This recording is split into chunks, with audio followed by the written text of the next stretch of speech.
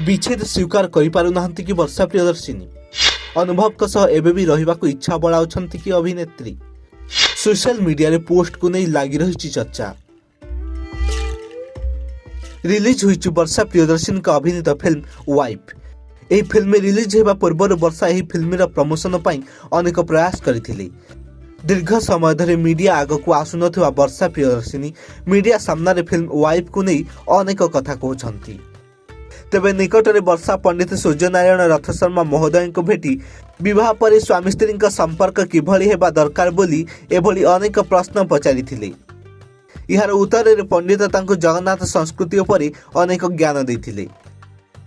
वर्षा पंडित जानवा चाहूले कि जड़े जेते चेष्टा कले भी जदि अन्य जने हाथ न बढ़ाए, हाथ जदि न धरे संसार रथ को गढ़िया पाई जड़े जेते चेष्टा कले भी जदि अन्य जने हाथ न बढ़ाए, हाथ जदि न धरे संसार रथ को गढ़िबा बा सुंदर संसार करिया पाई दी जण जाकर बुझामणार आवश्यक रही।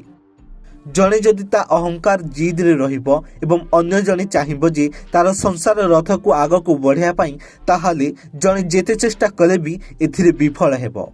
एणु आमे आपनक पाखरु जानिबाकु चाहुछु कि जगन्नाथ संस्कृति रे विच्छेदर कोनोसी स्थान अछि कि।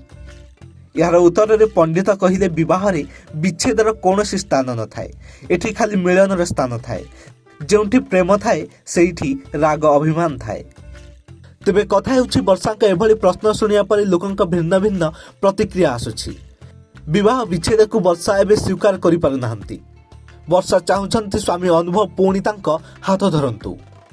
स्वामी अनुभव तांक अहंकार को दूरेई पुणी थरे संसार रथ को आगे नियंतु बोली वर्षांक कथारू अनुमान करा जाउछि। तेबे दर्शक बंधु आपण कोन कहउछंती कमेंट बॉक्स रे उत्तर निश्चय जणांतु।